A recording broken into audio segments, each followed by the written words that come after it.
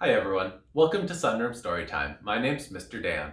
Today I'm going to read you the story, Caps for Sale, a tale of a peddler, some monkeys, and their monkey business. Told and illustrated by Esphyr Slobodkina.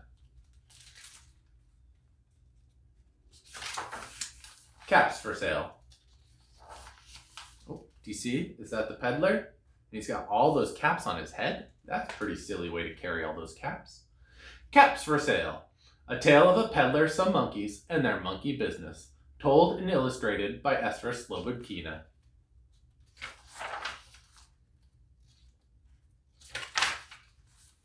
Once there was a peddler who sold caps, but he was not like an ordinary peddler carrying his wares on his back. He carried them on top of his head. First he had on his own checked cap, then a bunch of gray caps, then a bunch of brown caps, then a bunch of blue caps, and on the very top, a bunch of red caps. He walked up and down the streets, holding himself very straight so as not to upset his caps. As he went along, he called, "Caps! Caps for sale! 50 cents a cap!" One morning, he couldn't sell any caps. He walked up and down, up the street, and he walked down the street calling, "Caps! Caps for sale! 50 cents a cap!" But nobody wanted any caps that morning. Nobody wanted even a red cap. He began to feel very hungry, but he had no money for lunch. "I think I'll go for a walk in the country," he said.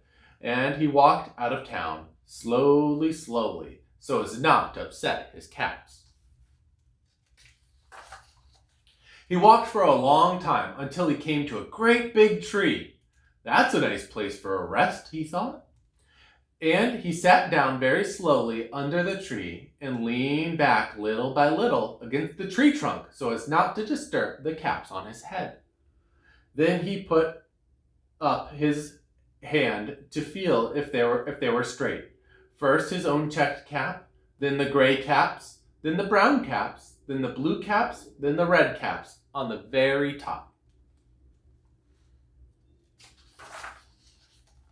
They were all there, so he went to sleep.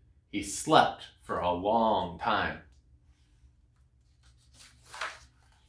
Uh-oh, what do you see? What happened to his caps? When he woke up, he was refreshed and rested.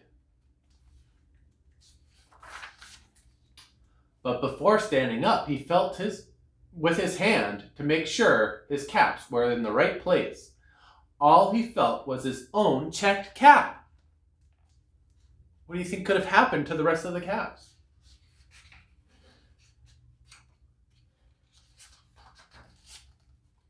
He looked to the right of him, no caps. He looked to the left of him, no caps. He looked in back of him, no caps. He looked behind the tree, no caps. Where could they have gone? Then he looked up into the tree, and what do you think he saw? On every branch sat a monkey. On every monkey was a gray, or a brown, or a blue, or a red cap. The peddler looked at the monkeys. The monkeys looked at the peddler. He didn't know what to do. Finally, he spoke to them. "You monkeys, you," he said, shaking a finger at them. "You give me back my caps." But the monkeys only shook their fingers back at him and said, "Tss, tss, tss." This made the peddler angry, so he shook both hands at them and said, "You monkeys, you give me back my caps." But the monkeys only shook their hands back at him and said, "Tss, tss, tss." Now he felt quite angry. He stamped his foot and he said, "You monkeys, you better give me back my caps." But the monkeys only stamped their feet back at him and said, "Tss, tss, tss." Oh no, are they copying him? By this time, the peddler was really very, very angry. He stamped both his feet and shouted, "You monkeys, you give me back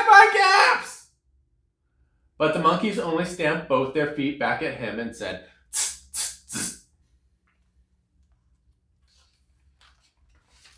At last he became so angry that he pulled off his own cap and threw it on the ground and began to walk away. What do you think is going to happen? What are the monkeys going to do? Let's find out. But then each monkey pulled off his cap, and all the gray caps and all the brown caps and all the blue caps and all the red caps came flying down out of the tree.